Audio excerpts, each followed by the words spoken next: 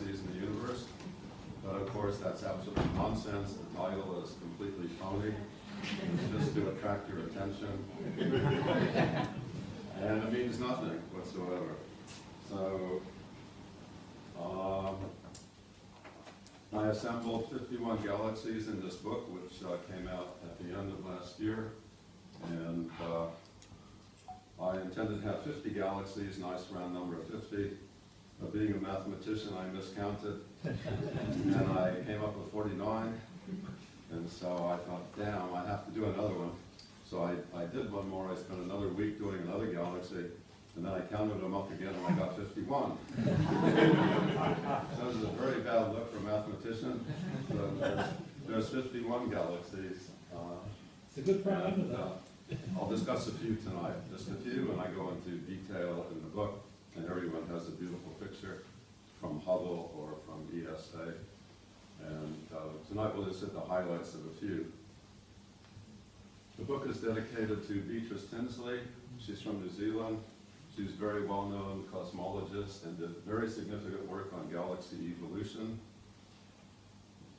She was at Canterbury University, and she got her BS degree there and a master's degree at Canterbury. And she went on to the University of Texas. She got a PhD there, and then she went on to Yale University, became the first ever woman astronomer at Yale University. Very sadly, she died age 40. I believe it was from skin cancer. So it's quite tragic, but she's very famous. And there's a Mount Tinsley, I believe, in South Island. There's also a Beatrice Tinsley Road here in Albany. And in galaxy circles, she's very, very famous. So the book is dedicated to her. This is a picture of Beatrice at Yale, just 3 years before she died. Okay, so the first thing is we'll discuss a few preliminaries. You all have heard about the redshift, and in the book I just want to go into one little detail, how you actually calculate the redshift, because the value is very important and it's very simple to do.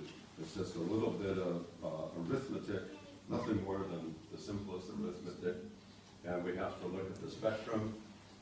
First of all, we can look at stars and galaxies, various galaxies, and then we need a reference of something that's not moving. And so we have a lab reference, which is down here. And these numbers here across the bottom are the wavelengths of the light, and these are in nanometers. So this is the visible spectrum from blue to red. And we're looking at these vertical lines, which are black. And these help us determine exactly what the redshift is. So these are absorption lines where the light has passed through, say, a cool gas cloud. And depending on what substances are in the cloud, they will absorb light at various wavelengths. So in our reference sample here, these 4 lines here, these are from hydrogen. They've absorbed light at these wavelengths here.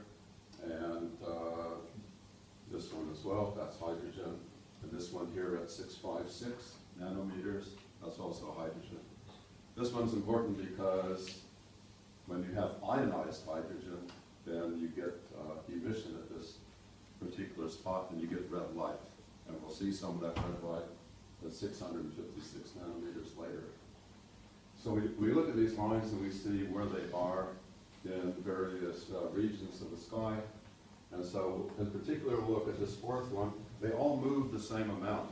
It doesn't matter which one we take, but we can count to 4, at least I can count to 4 sometimes. And the 4th one here, take that as our reference and see where it goes in various regions. Let's take the distant galaxy. Just take this one here and just do the arithmetic.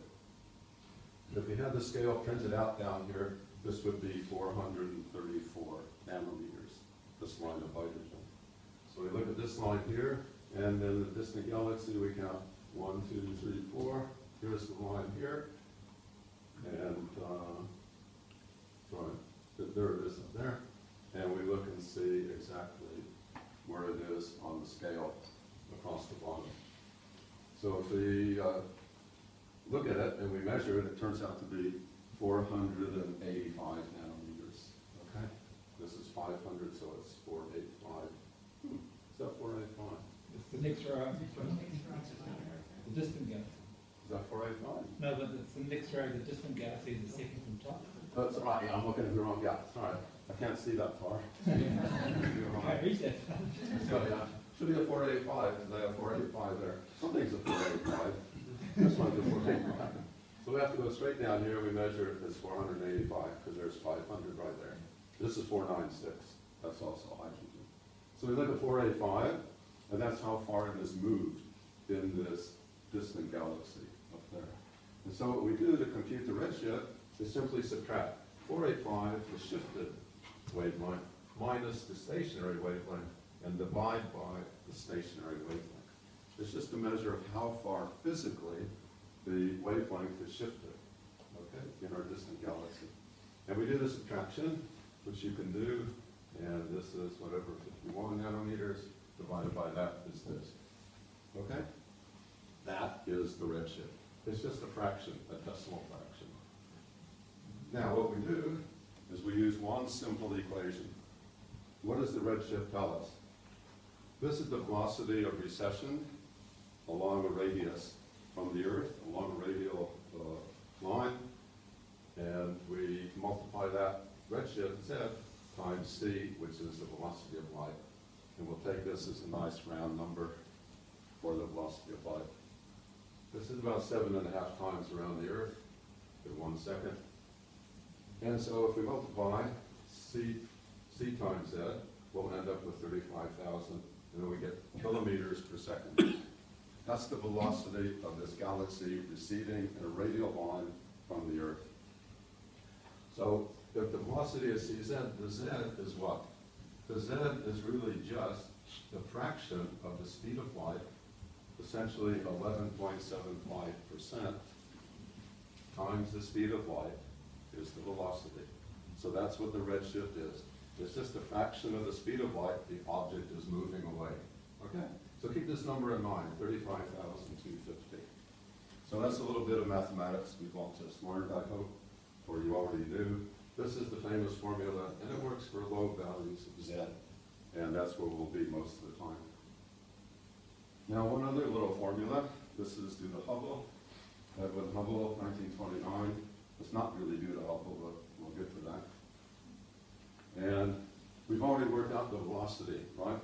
So the velocity is just cz. It's just from the redshift.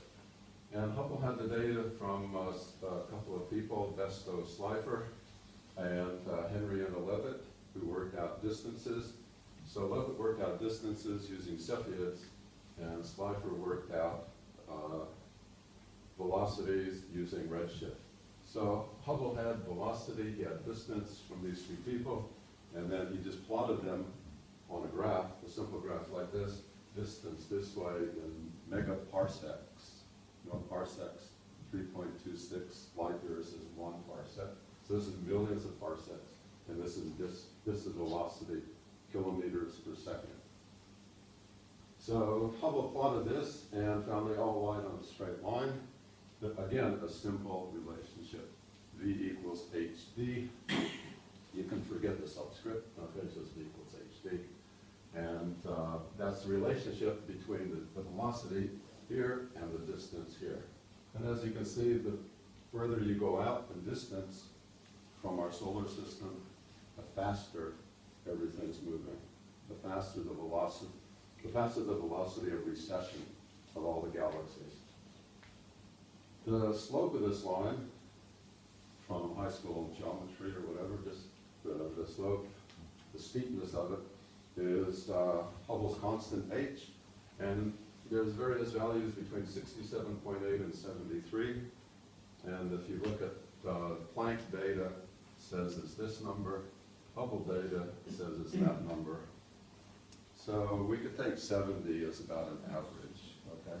It's not extremely well constrained, and it's a very important number. Maybe one of the most important constants in all of science is the value of the Hubble constant. Because you can see it determines the velocity, well, it determines the distance of all the galaxies, and it's related to velocity. So we need to know what the slope is, but we don't exactly. If you remember the velocity we had before, we had v, we have h, we'll take it as 70, then you can work out d. Right, d is just velocity divided by h. And so all we have to do is take the velocity, which we have here, 35,250 divided by h. I've taken a 70, and we get the distance. And it comes out in megaparsecs.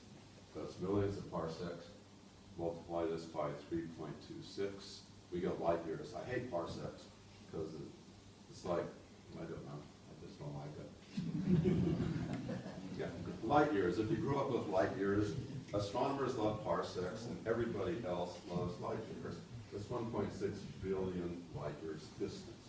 So this is indeed a galaxy far, far away, our distant galaxy. All we have to do is divide the velocity, which comes from the redshift, by 70. Okay. Now, Hubble got all the credit for this. He essentially discovered the expansion of the universe and came up with this formula. But unfortunately, another person, Georges Lemaitre, who's a Belgian, came up with it first, 2 years earlier in 1927. He used Einstein's field equations, which describe gravity and the entire universe in a sense, and he solved these and found the universe was expanding, and he also found the formula of light bubbles, the same, this linear relationship, this straight line. Lemaitre found that. The problem was for Lemaitre is that it was in French, and it was also in a Belgian journal, which nobody read. Well, some people read it, but not enough people read it. And so, it was there in black and white, and he was a priest. He's a very modest person, and some years later, the paper was translated into English, and everybody, well, it was translated into English, but the parts that had the Hubble relationship, that had that, and the parts that pertain to the expansion of the universe were left out. And so, for many, many decades, it was thought that there must be some conspiracy going on in order to give Hubble all the credit. Hubble was a larger-than-life, full of himself American sort, and he got all the credit, and it turns out, for some reason, that the parts relating to the expansion of the universe in the translated English version, which was published some years later, those parts were left out. So it was thought Hubble maybe had something to do with some underhanded dealings to keep Lemaitre out of the picture. This remained the case until 2011, when a physicist named Mario Livio went back and looked into the translation of the paper, and he found out who was the translator of the paper? Lemaitre himself. Who left out the sections relating to the expansion of the universe? Lemaitre himself. Why did he do it? God only knows. If it was me who discovered the expansion of the universe 2 years before Edwin Hubble, I would certainly say something about it. Wouldn't you? I mean, this is a very, very significant discovery. And Lemaitre, apparently, as far as Livio could tell, he didn't mind. Already, Hubble had all the credit, and the translation was some years later. He didn't mind that Hubble got all the credit. It was okay with him. And so he decided to cut those portions out of his own paper. Okay, whatever. Whatever. I wouldn't do that. I don't know if you would, but I certainly wouldn't. Okay. Let's look at a galaxy, the Milky Way. Here's a familiar one. Between 100 and 400 billion stars. The interesting thing about the Milky Way is that it's 7.2 billion years old. The Big Bang was 13.8 billion years ago. This was formed some 600 million years after the Big Bang. So this is really kind of a special galaxy because of its age. This is one of the first galaxies ever to form, and we're in it. So that's really, you should feel really special about that. We're in a very ancient galaxy.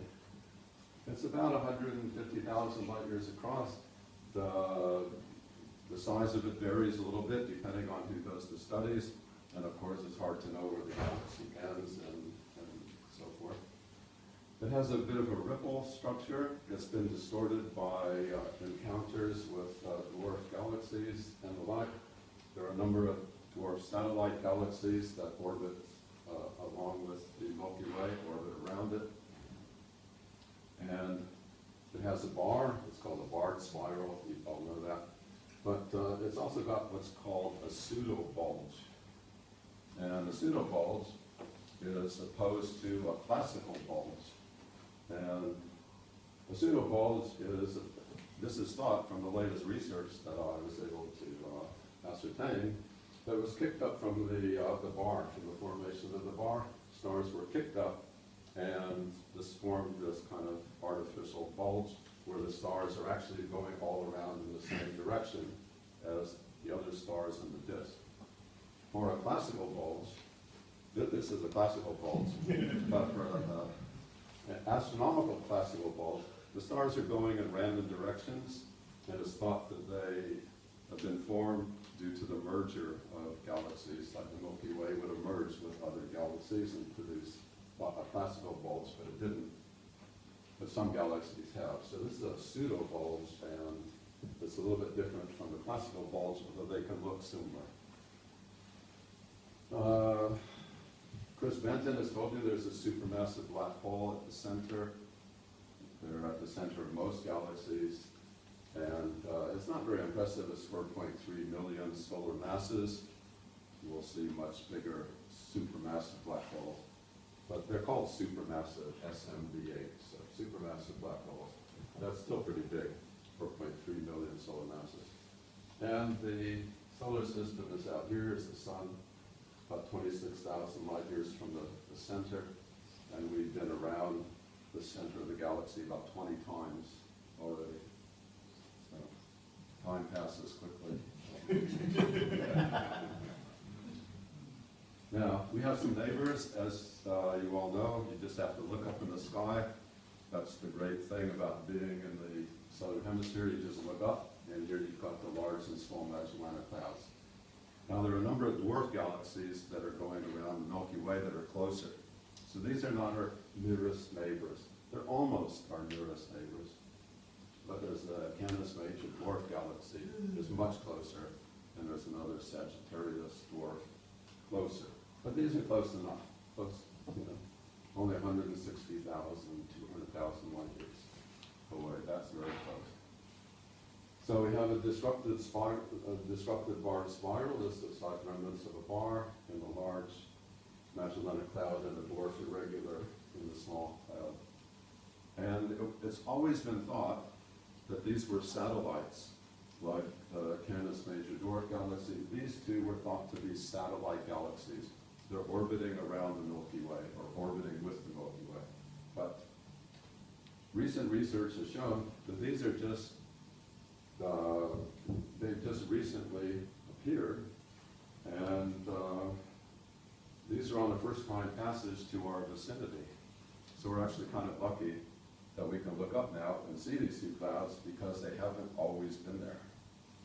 So perhaps 4 billion years ago, if anybody was around, they wouldn't see these because they're just arriving on a first-time basis. That's one of the theories, and it seems to be possibly correct. And so it's always been thought they've always been there, but they've not. They're both warping the disk of the Milky Way. The Milky Way has ripples and warps, and these are the culprits. Well, some of the culprits. We've got all the other satellites doing their bit and distorting the Milky Way shape. Now there's a big stream of gas from the small, ripped out of the small Magellanic Cloud, called the Magellanic Stream. Very, very large stream of gas that's been ripped out. And also, you can see in this picture, there's actually a bridge here between the large and the small clouds of LL Lyrae stars that are possibly been ripped out of the small cloud by the big cloud. So these two seem to be interacting. They're fairly close, and they're interacting, and we have this big stream, which has only recently been shown connecting the two. Okay. So you probably won't see these tonight. Now here's our famous neighbor. Andromeda, M31, is very close, 2.5 million light years. That's considered really close. 2.5 million light years. Okay. It's younger, much younger than the Milky Way. It's about 4 billion years younger. So it's